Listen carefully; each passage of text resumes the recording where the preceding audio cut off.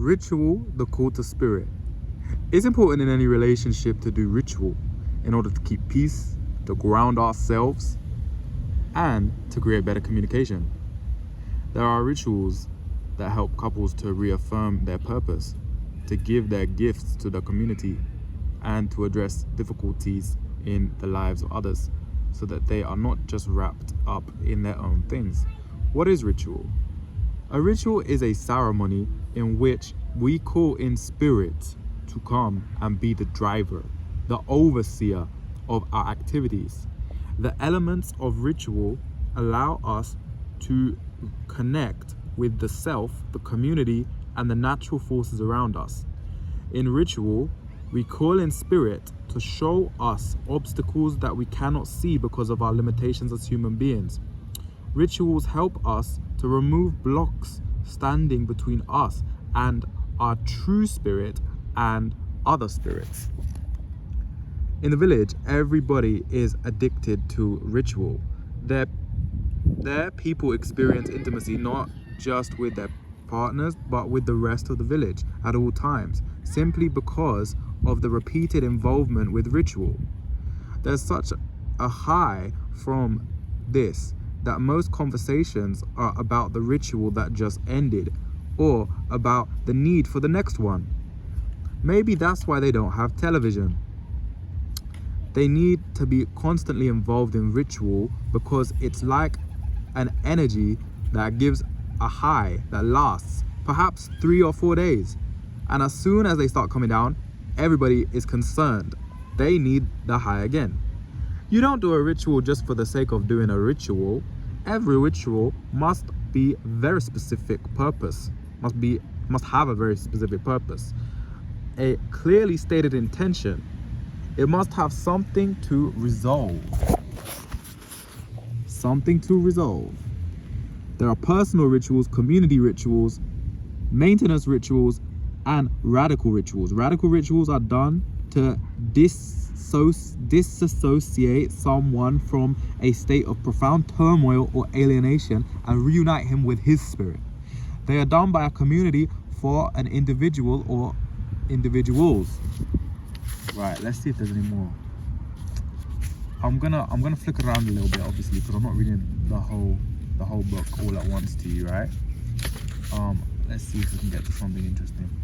But first of all, I wanted to tell you something about what listening to Sobonfu Somé speaking about the rituals of the Dagara tribe actually taught me is whether we actually realize it or acknowledge it or not, we are constantly, as human beings, because we are also spiritual beings, we are doing ritual and ceremony in every single day of our life,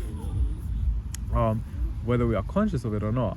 And also it is actually necessary for the maintenance of our wellness, mentally, physically, spiritually, and emotionally, to keep doing ritual and setting intention constantly with the rituals that we do for the maintenance of our wellness and our well-being, and also the maintenance of our connection to each other, to ourselves, and also to the Great Spirit.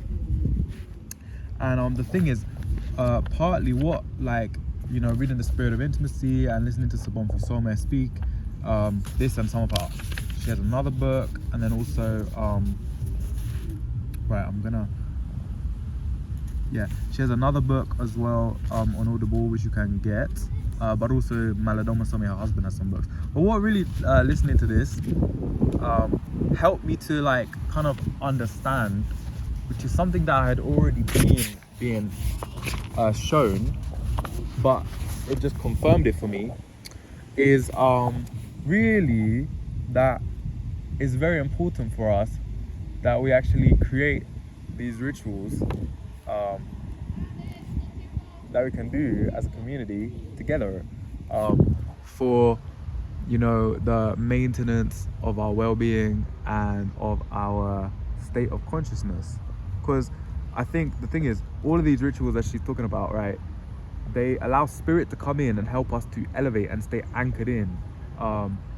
And of course, there are certain kind of community spiritual rituals and ceremonies that people do in our world on a mass scale. But the problem is, many of them carry false distortions, right? Like, for example, like religious programming, religious rituals, and many of them are not really like, you know, the best. And that's why I think it's important that we actually come together to create our own rituals in a conscious way, and also eliminate maybe possibly the things that are outdated, or the things that are not serving us anymore, that are part of our culture or part of our religion or community. And that's what reading The Spirit of Intimacy really made me feel like I'm gonna be doing, is creating some a ritual ceremony space for us.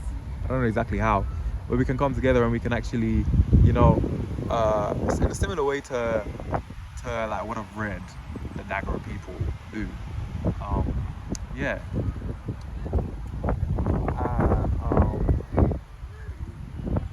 I don't know. I hope this was a nice little bit of the book to listen to. If you guys might want to get this book, I think you can get it on Amazon. But there's also somebody on YouTube who reads this whole book from start to finish. She's amazing. So all you have to do is type in like The Spirit of Intimacy. Read it. Now there was something about the gatekeepers. I want to check if there's anything about if I can find this, because it's something that's quite interesting, because you don't hear many people talking about this particular perspective, especially because the Dagara people are indigenous, so like they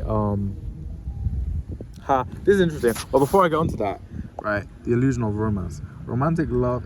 By the way, notice the word Roman in there. Romantic love is an attention. Oh God, it's changing the bloody thing. Attraction that cuts off spirit and community, leaving two people to invent a relationship by themselves. It is the opposite of a relationship that lets spirit be the guide. Romance ignores all the stages of a spiritual coming together, where we begin at the bottom of the mountain and gradually travel in unison to the top, right? Okay, now what I really wanted to get into was what Sobonfu says about the gatekeepers, who are like these. So they're not exactly the elders of the community. So in the Dagara community, Dagara people have spiritual elders, of course. Oh, and like also I have to say another thing I love. She goes into detail in this, and also in her and her husband's other books, they go into detail about some of the rituals that they do. Intimacy in the Ash Circle is like really interesting. But anyways, of course they use the elements in many of their things. So yeah, essentially I wanted to get onto the gatekeepers, but I'm trying to find like this bit. So the gatekeepers are not the same as the elders.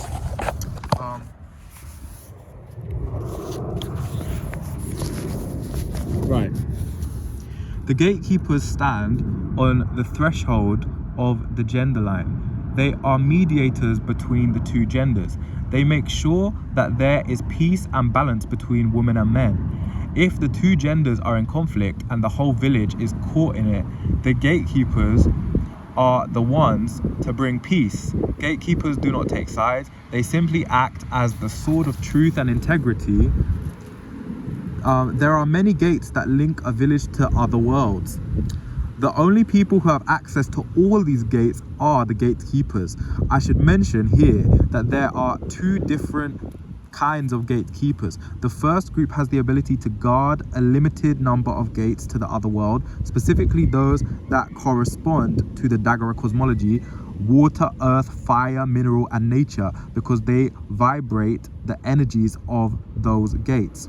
The second group of gatekeepers, which our focus here, has the responsibility of overseeing all the gates. They are in contact not only with the elemental gates, but also with many others. They have one foot in all the other worlds and the other foot here. This is why the vibration of their body is totally different from others. They also have access to other dimensional entities, such as the Contomble. small beings who are very magical and knowledgeable. They are known as leprechauns in the Irish tradition. And when I first heard that in Burkina Faso, Malidoma Some and Sebonfu Some, right, the spiritual elders of the Dagra tribe, like when I first heard them talk about how Condomble, their magical little beings, are called leprechauns in Ireland, I was like, hold up, how do they even like know this? As in, like, if you know what I mean, because their book is about their people and their indigenous spiritual tradition. I was thinking, why are they bringing Ireland into like Bill Baxter? My grandma was Irish, and so like, it just really shows how interconnected everything is, really. Like, it really made me laugh when Malidoma Some brought up the leprechauns in Ireland. Anyway, now what would happen if you're dealing with a culture that doesn't care about these gateways? What happens is that a gay person cannot do his job. Gatekeepers are left unable to accomplish their purpose. This is one of the most distinguishing factors about gays in the village. Now, as to their orientation, nobody cares about this question. They care only about their performance as gatekeepers. I figure if they want people in the village to know about their sexuality, they will share it with them. I once heard that one of the reasons why gatekeepers are able to open gates to other dimensions is in the way that they use their sexual energy. Their ability to focus their sexual energy in a particular way allows them to open and close different gates. In the village, they are not seen as the other.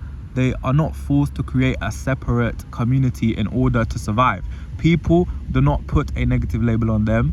They are regarded no differently than any other child of the village. Oh God, it's about to change page again. They are born gatekeepers with specific purposes and are encouraged to fulfill the role they're born to in the interests of the community. In the village, gatekeepers have an eye on both genders. And by the way, I think I skipped ahead of the first bit, right? But there's two types of the gatekeepers. The female gatekeepers are the ones who are able to join the circle when the men are having a meeting in the tribe, and then the male gatekeepers are the ones that are allowed to also join the women's circle in the Dagra tribe. So what was it saying? That's why a group of women, for example, might gather and bring a male gatekeeper, oh it says it here, to help them understand certain village issues. The same thing happens on the other side with a female gatekeeper coming into the middle of the men's circle. I didn't even read that, but like I was remembering it from my memory, and then I'm literally on the right page. So that's just, yeah. Anyways, but that was the other thing in this book that she talks about. I have to also recommend on Audible, there's a book, I forgot the exact name, but it's something like Women's Wisdom from Africa or something like that. And in that, she goes into detail about her spiritual initiations when she was going through her Dagra spiritual initiation. Now, Malidoma Some, her husband, also talks about his initiation in, you know, what's it called? His book, which is also on Audible actually. But yeah, I just feel like